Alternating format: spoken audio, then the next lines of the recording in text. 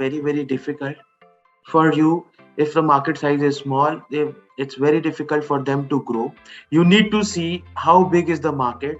TAM, Samsung, you need to find out these. Obviously, startups, whatever startups you get from our side, we find out that pitch deck, we ensure that pitch deck should has these TAM, SAM. That means total addressable market, obtainable market, and serviceable market, right? So this serviceable market has to be big enough.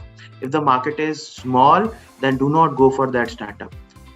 After that comes the competitors, right? So there should be competitors. This is what we believe. If the competitors are not there, it shows that either the market is small or the profitability is challenged, or you are the first mover. Then also you will face a lot of difficulties, because you will end up creating the market. You will end up bringing the awareness. A lot of money will be spent in that awareness, promotions, that somebody might disrupt you later on by offering for the cheaper prices. So that should not be there. If there is a leader in the market and you are able to sell cheaper than that, then automatically you will be able to take that market.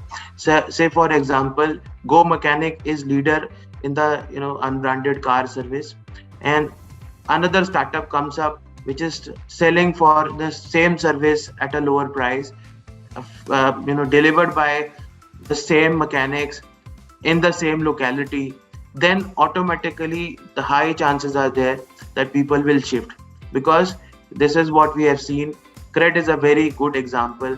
Just for some points, people start giving their data, start filling, going to Cred website and app for paying their credit card bills instead of the banking application. So if people can get attracted for 500 rupees, 1000 rupees, or just few points, that shows how price sensitive our consumer is. So on the basis of that, you should always find out that the competitors are there, and you should be able to sell at a lower price. Then the market growth, you need to find out whether the market is growing or not. If the market is stable, it's not growing, or it's falling down, do not go for that startup and do not give them more weights. After that, there will be some points that will be provided by the startup itself, like the revenue projections. So if the projections are good, obviously you should, and obviously you have to validate those projections. Should not be in the air. It has to be on the basis of some data, right, in the past. So extrapolation should be there. It should not be just an imaginary number. Then comes the profitability. Before that, you should see the past revenue. That is also point I, right? Then J point, profitability. Profitability is also very much important. You need to find out whether the business itself is profitable or not. So in case you find out that the business is not profitable, may not be profitable in next 3 to 5 years, do not go for it. Then current and expected profit, that is also important. So may not be there is any current profit, but in the future there should be profit, because only profits define the sustainability in future, right? So you cannot just run forever in losses. So that's also an important factor to see. Then you need to analyze the risk factors. What are the risks? Market risk, political risk, economy risk. This could be there could be a lot of risk. So all those risks should be analyzed and identified. On the basis of that, give them weightage, and if the weightage is good, go for it. Thereafter, profitability expectations. So you need to find out whether this startup will be profitable in next 3 years, 5 years, 7 years. Accordingly, take your decision on the expectations of profitability. Then the sales and distribution channel. For product-based startups, it's important. If the sales and distribution channel is good, automatically it should get more weights. Thereafter, economies of scale. So if the startup will benefit from the economies of scale, that means if the volume grows, if they would be able to save on their cost, then give them more weightage. After that, backward and forward integration opportunities, that is also an important point. So if the startup is able to go back and do what their suppliers are doing and become their own suppliers, or they can go forward and become their own buyers, right? So these forward and backward integration opportunities will also have weightage, and on that basis you take your decision. Research and development. So if a startup is spending or having an R&D facility, give them more weights. R&D is very, very important. Brand acceptability. So there would be some startups which have already started establishing their brand in a particular local area or maybe in a state. So if that is happening, then give them more weight. And this is a very important aspect that I'm telling you, which some people miss out: social media reviews and ratings, right? So this is a digital world. You can find out, go to their Facebook or just Google their name and find out what is the opinion of people, what people are talking about on social media about that particular startup, right? Then e-commerce platform like Amazon reviews. If this is a product-based startup, you should also check their e-commerce platform reviews and ratings. Thereafter, you check on brand popularity on social media, search engines. You can go to Alexa, you find out their ranking. You can go to web stats and find out what kind of stats they have.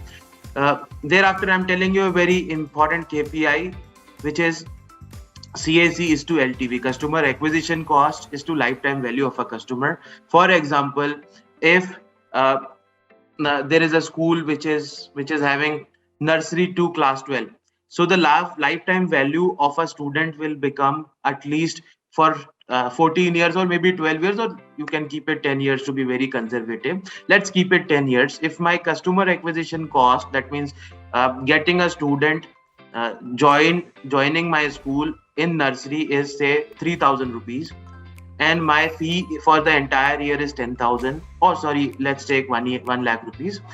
Then for 10 years, my lifetime value of a customer is 10 lakh rupees. So for paying 3,000 rupees, I get a revenue of 10 lakh in next 10 years. So this is a very good CAC is to LTV. On the basis of that, if this number is good, go for it and give them more weights. Customer retention, references, repeat orders, and returns ratio. This is also important. So if they are able to retain the customers, it's better startup. They are getting references, then it is also good. If they are getting repeat orders from the same customers, then give them more points. And if the returns ratio is less, then give them more points. Thereafter, management capability and retention to innovate. So if the management is capable enough to innovate, to deal with the day-to-day activities of the startups in a very effective and efficient way, then go for that particular startup, give them more weight. And finally, second last point is current assets and fixed assets. So check out all the current and fixed assets of the startup. Do not give more weights to an asset heavy startup, right? Give more weights to the startup which is not building fixed assets too much. And then finally, all the liabilities and contingency provisions. So how many liabilities, whether they have taken a loan and whether they have made contingency provisions like for payment of taxes and all, give them more weights. Because, and also the compliances. A startup which is serious about their compliances goes really long way. So these are the A to Z 26 points. In case you have a follow-up question on these, please ask me, and then I will go to the next question. Shishir, just one follow-up. Please.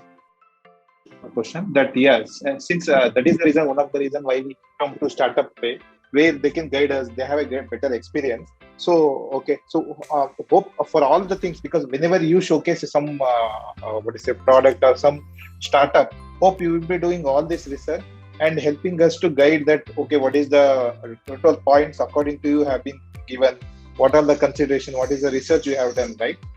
Correct. We give you a research report as well, and mostly generally all the startups also take valuations from us. So in case the valuation has been done by us, they will share you the valuation also. I have a question which is very related to this, but is also very fundamental, because I'm attending this for the first time. How is your business model? How are you connected to us? There could be apprehensions. There could be that you add a lot of value. You bring a lot of investors after some scrutiny. I just wanted one clarification around that. How do we invite the investors? Is this the question? No, I'm saying I have come to this platform. So what do I think, that you are just getting the investors for us and then the choice is with us, or you help us to filter it and then it is our choice, or you take some fees from us and then recommend this No, thing? we don't charge any fee from the investors. There is absolutely no fee from the investors. Why do you? What's your business model? Why do you get your money? Okay. Except the membership fee. Okay, that happens initially. The 6 months is for the new investors. 6 months membership is free. Thereafter, there is a membership fee of 25,000, which is as per the Association of Angel Investment Networks. It is 1.25 lakhs. But as of now, we have waived that off because of the pandemic, right? So we are giving this 25,000. This is for 1 year, but again, we have made a relaxation. We have made it for 3 years. And there are certain benefits of becoming a paid member from day one. One of the member benefit is reference. So in case an investor wants to refer another investor and get some success fee or commissions or benefits out of it, then you need to become a permanent paid member. This is one. Second is the carry. If you want to become a lead member, lead investor and get the carry, let me tell you, for new people who don't understand the carry is the benefit over and above that an investor gets for taking the risk, becoming the lead, inviting more investors and helping in raising the next round of funding. So this is generally 15 to 20%. I'll give you an example. Suppose you become the lead for an investment which is 1 crore only. For this 1 crore investment, you invested say 10 lakh rupees or 15 lakh rupees and you became the lead. You invited other investors as well and this round got completed. Suppose 1 year later on or 2 years later on, a VC comes up and buys this investment equity for 10 crores, right? Or let's say a very conservative example, 5 crores. Then the entire money becomes 1 crore became 5 crores. 20% of that will be given to you as a carry fee because you became the lead and the carry was agreed. So 1 crore will be deducted and given to you. The rest of the 4 crore will be shared with all the investors. And this happens through a fund or LLP model, right? This does not happen direct investment model. So there are two models. One is you directly invest into the startup through your check, RTGS, whatever way you want. Another is you put in money into an LLP, a new firm, right? Or limited liability partnership. And this LLP invests into the startup and you become free. So suppose you want to exit later, even if other investors are not ready to exit, then you can sell off your LLP partnership and sell it to another investor. And the lock-in will not apply to you. So this model you can only avail if you are a paid member of SL, right? So that is, and there are other host of other benefits like introducing your reference startup. Suppose you become an advisor for a startup and you say that I will get you funded, give me 2%, 5% equity, right? And then you become their advisor and you refer this startup to Startup Lanes. And we will, if you are a paid member and if you have become a lead, right, then we can take this startup straight forward into the consideration. Obviously, there will be a process of due diligence and everything, but in the pipeline, this will be on the top because it is coming from one of our investors who is a member, as well as that investor is taking the risk and becoming the lead, right? Another point, let me tell you, we also would be making small teams of investors. This is called a buddy up program, wherein 5, 10, 15 investors together, they take decisions, they interact with each other, right? Because you need to have somebody. That is the most important benefit of an angel network. When you invest through an angel network, it's like a club. Other investors can also interact with you. You can interact with them, and together you can take a decision. It becomes easy for you, right? And you can have regular discussion among your discussion group. So that is what we will be doing later stage. This is most of the investors are new here. This is the first meeting that we have ever done with this set of investors in the certain groups that from you are coming. So this entire process will move ahead slowly and gradually, and a lot of paid members will also be there. Sir, One question over here, Shishir. We are like if I'm not a member, I am assuming that if I'm not a paid member, then also I will be part of the LLP, right? If I invest. Yes, if in case the LLP is getting formed, yes, you will be definitely be, but you will not be the lead, right? Yes, that I understand. Yeah, that I understand. But one follow-up question from your answer is as well is that you said that I became a member to an LLP, and thereon after that I can sell my share if I want to in between, after say 1 year, and all others want to keep it for 3 years, say. So at that point of time, I want to understand how that happens, because if it has happened, and do we have some kind of a network wherein other people will know that Nitin wants to sell, and they want to buy, right? Because I may not be selling due to some issues with the startup, but due to some personal obligations. I get it. I want to buy a home, I want to buy a yacht, I want to buy an something else, whatever. Yeah. Okay, I'll tell you the complete exit options. Generally, the exit option is the most common one is the discounting model. I'll tell you what it is. Generally, what happens, angel investors put in some money at an valuation X. Obviously, this valuation is lower because you take the risk, and when the VC comes, they come at a later stage, right? Because it is a public money. This is your money. You can take the decision. You can take risk. VCs don't take that much risk. So they come later on. When they come, they will invest at a particular point, say 5 times of the valuation you have invested. So once this is done, VCs will offer you from their data, they will contact you themselves, and you can also contact them, and they will offer you some discount. Suppose they have invested at a valuation of 20 crores, they will say, okay, I will buy your equity at a valuation of 15 crores or maybe 18 crores. So some kind of discount has to be given, and this is how VCs benefit. But because you have invested at a valuation of 5 crores, you still get 3 times. This is good.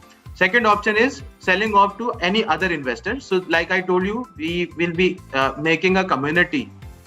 All the people in the group will be introduced to each other, and that is how you can pass on your equity to at least the community members who know you personally.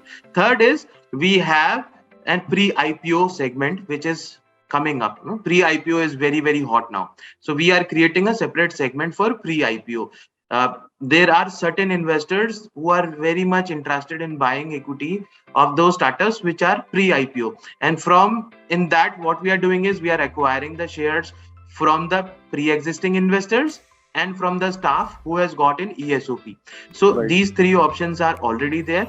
Fourth option we are having is investment banking services that we already do. So you will tell us that, Shishir, this is my portfolio. I have this investment from Startup Lanes and from other investment networks also. It is okay. You give it to us and we will circulate it into the entire SL network. Those who are interested in buying that equity will express their interest, and one-on-one we will organize the meetings. So there are a lot of options. Great. I understand that. Over here, I just want to put in one more. Like, this is a suggestion, not a question, actually. Like, okay. I think Startup Lanes need a platform for this kind of things, because reaching out. It has been a good experience in terms like Miss Pallavi, Miss Kajal. They have reached out to me. I have also reached out to you, and we could talk. But it is sometimes like logistically not feasible, because some of the people are in US, some are in India, some are some may be from some other country, and time zones may not match. So having a platform within SL Startup Lanes would be great, I suppose, for these kind of things, because that would be communication is, I think, we all understand within this startup community is most important, right? That is the greatest benefit, and if you can do that, that would be. Yeah, so we recently scrapped our app, I'll tell you, because it was not as per the expectations. So we are rebuilding that application. We want the best product to come out. and not just another product. So we are working from scratch again, from starting. We are building that app, and this will have this kind of benefit, not just like other apps.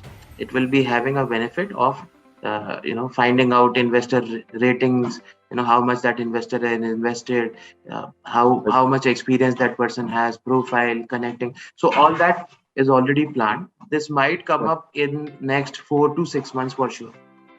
So, great. One more question. I'm Please. sorry, I'm taking a lot of time, but No, it's go ahead. Yeah. So I want to know more about the team of Startup Lanes as well. Like I know you, we have been connected on LinkedIn as well, but other than that, who other people are there and what are their experiences, and how does it work? Because sometimes you need to have an maybe an IT expert, somebody you are more of a financial and loss side. There may be a sales side as well, and so those people certainly help as well. I think in having the investment, doing the research and all that. Yeah. Okay. So by the way, I'm a tech guy, right? So from inside, I'm a tech guy. 1996, I started with technology, right? Full stack developer. I have been running technology companies from last 15-20 years. Yeah. And I'm the person who was behind certain big names in coding. So I started my PHP, software development career from C++, then PHP. And I'm the person who have taught IIT professors, IIT Delhi professors in PHP, right? Salah Software was my company, and it was pretty successful. I am the founder of Naukri Salah, that was shut down. Both the companies got shut down in 2009. Okay. But that is something else. You were asking about the team. So our chief advisor is, and he acts like a chairman to us. His name is Shri S.K. Mathur. He was the president of Reliance, Dhirubhai Ambani Group, when Dhirubhai Ambani was there, right? So he was the person who has contributed a lot in building the company, the Reliance Industries, and he supports us in a lot of things, right? And he's around 85 years, very active, very much available. Anybody who wants to interact with him, we can invite him, and he's really, really active, despite of the age. So under his guidance, we do a lot of things. Then my co-founder is there, Neha Gupta. She's a techie, and she's my wife also. She looks after the US operations as well as the tech talent part of it. So only 2 co-founders are there in Startup Lanes. Startup Lanes, the mother company is called Anyhash Technologies, that holds the brand and trademark Startup Lanes. And under that, we have 10 different divisions. So I'm coming to the point, about the specializations and all. So we have our own law firm called SL Legal. So that is how we have a lot of lawyers. 85 lawyers are on board. Then we have a media company called SL Media, wherein we do video editing, sound editing, lot of things. We do commercial ads, lot of things we are doing. So we have the capabilities of media in-house. Then we have an organization called SL Franchising, right? That is for franchisees. Then we have our own chartered accountancy, right? So we register almost 100 to 150 companies in a quarter, right? So because we are a very, very cost-effective player, we have standardized everything. 12,500 for almost everything. I'll tell you. Company registration 12,500. GST filing for 1 year 12,500. Annual accounting 12,500. Your compliances and ROC filing 12,500. Right. So that is one another organization we have, and besides that we have around 300 employees. Right, which are including the salaries and commission employees, non-salaried employees. Right, we are based in 56 cities across 15 countries. We have physical base there. And now let us talk about the specialized talent. If you talk about, say, marketing. So we have internal departments called CMO, CTO, CFO, CIO. These departments are working for a conclave called CMO conclave, CFO conclave. These are separate departments. So let's say for CMO, we connect with the top 500 CMOs, top 500 companies in India, the CMOs of those companies. We interview them, interact with them, arrange a live session with everybody, for people who want to connect with those big companies. Interview of Praj Industries CMO is coming up soon. So these people act like a mentor to us. These are running big companies. They are the CMOs. For marketing, I'm talking about, right? And right. they can help and become mentors of these startups which are funded recently, or they can also invest. So we are working on that, not yet started, but they are available to the advisory and support. Similarly, we have CTO, CIO, we have different departments who are connecting, and these are separate in itself. These are companies, but not structured as companies. So there are separate teams working on that, and they are regularly in touch with these people. So what we are trying to do is we will invite them to become angel investors as well, so that we have a right set of angel investors, right kind of expertise available in the angel investors, one CIO, one CTO. And we will also identify, it's very good point that you have identified. What we can do is among the team also, among the people who are available right now or who are into our WhatsApp groups, we can we have already taken their profiles, we can segregate and share this list with everybody, obviously verified members only, with everybody, so that they can find out who is what, and accordingly you can reach out to them, and it could be a good conversation starter, as well as you can take their help in evaluating that particular domain. Okay, great. Hey Shishir, hi, good morning. Prasoon here. So I think we are on LinkedIn, and thank you so much for inviting to this network. I think you're doing an amazing job. Hopefully I'm audible, right? Yes, you are. Hey Shishir, so it's pretty interesting to know the profile. A lot of things are being going in the back end of SL Lens, and it's really very exciting to be a part of this network. So I have few questions, not very few, like just one right now. So I'll be observing in the group, and definitely will get automatically answered few of the things that I have in back of my mind. So my first question is like, do we have like you already build this angel network from the scratch, right? I mean, we do have angel investing from long time in India, but I think this is a kind of a new initiative that you are leading and driving in India. So do you have like some inspirational exits, or the leaders who invested in you, like X times or 3x 10x exits have done in your past history, or invested companies? So that will be really, really inspiring, because that is something I was looking at. So let's look into those examples, and then let's start thinking on those things. Okay, if they can do, then I mean anyone can at least look at you and start definitely look at that growth. So that will be really interesting if you have similar examples in your network. If you can brand that as a strategy, and can attract more potential investors, that is something I'm looking at, and will actually build a lot of weight in overall things around SL Lens, because I know SL Lens, I think it's like a group of companies. Okay, so it's a lot of things are going around. I mean, and it's sometimes the focus sometimes is kind of deviated. So, but me coming in from a layman guy, I mean, I'm just zero. So if I want to start off, right, I mean, I want to see some really, really interesting examples. If you have something, you can show it up, or maybe point me to right references. He has been there with you and he has exited 10x or maybe 15x in this company. This company is doing amazing. Let's look at similar potential candidates in the future. That is something really, really inspiring for me as a person. So yeah, that's the only question I have right now. Okay, so in fact, more than us, there are certain investors who have done phenomenal exits, like Sanjeev Bikhchandani, Ankur Warikoo, or if you talk about K Ganesh, Meena Ganesh, these people, they have invested big time, and fortunately I have co-invested with them. There is a show called CNBC Young Turks Tie the Knot. Once in a year they invite me as an investor, and I have invested along with them. So on my personal level, I can invite them, especially Sanjeev Bikhchandani sir. He's also my guru, and great guy.